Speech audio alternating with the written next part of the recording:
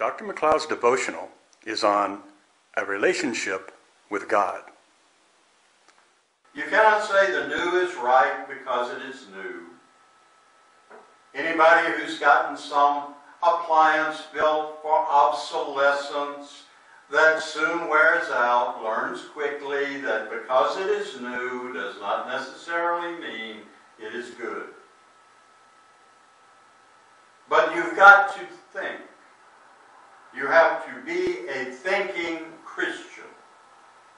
You have to be somebody who thinks along the lines of Christ's principles and teaching.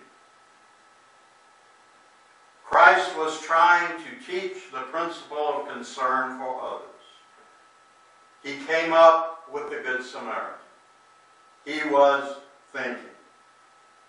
His entire presence in the gospel was thinking. We must reclaim thinking Christians.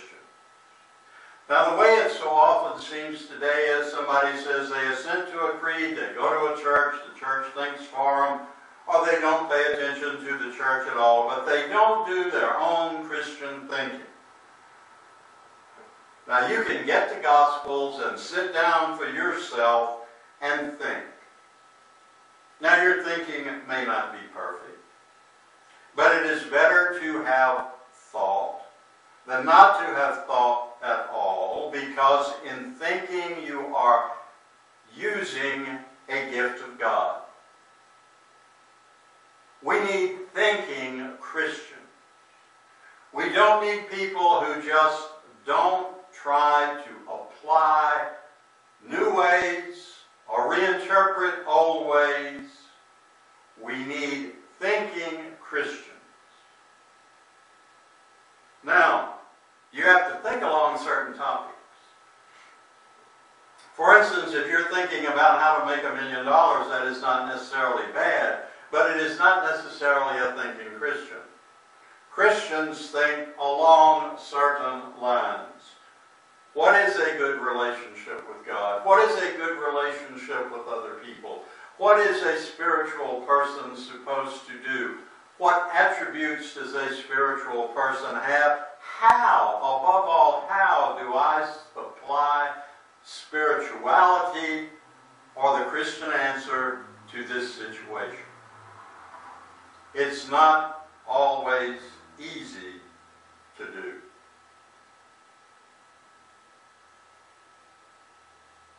The challenge to you is to build a relationship with God. And this takes work. But God is available to you and for you. He's not going to sit down like another person and have a conversation.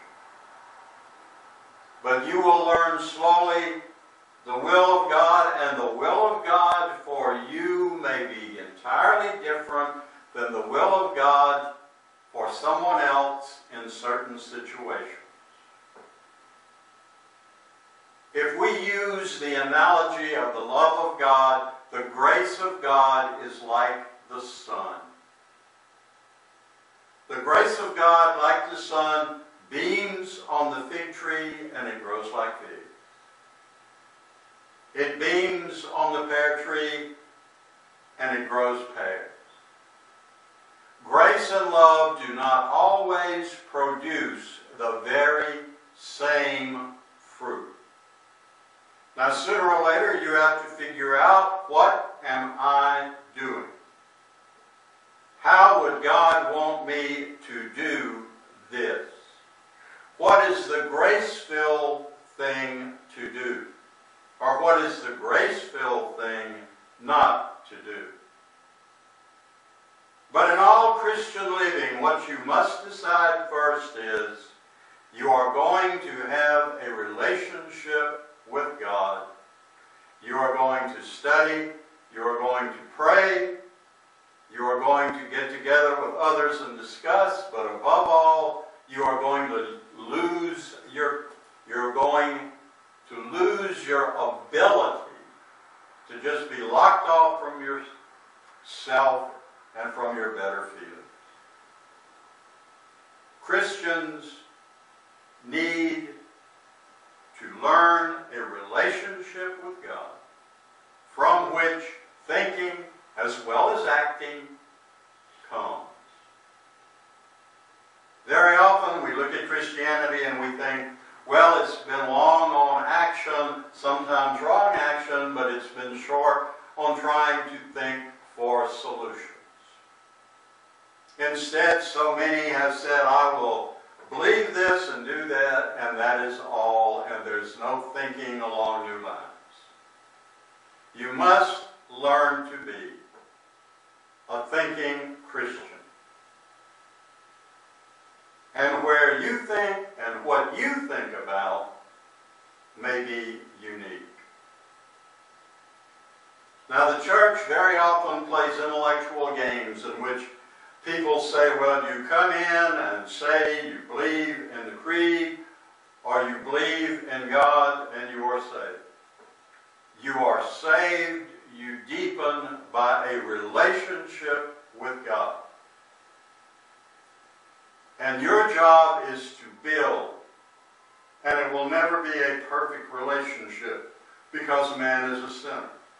But to build the best relationship with God that you can. Remember, it is the relationship that saves. It is not necessarily the intellectual belief. And if others have different intellectual beliefs, don't worry about it. Be true to your own, but don't be disturbed by others. What your job is to have a relationship with God.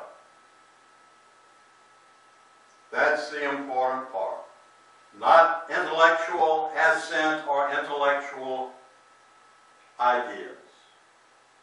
You can discuss God forever, but you have to act at some time or other in an intelligent and loving manner. Thus we have what is needed and what is to be built from a relationship with God. Remember the words of the prophet Micah. You should love mercy and walk humbly with God. That is, have a relationship with God. That is the source of salvation and a deeper spiritual life. May the Lord bless you and keep you. May the Lord make his grace to shine upon you and give you peace.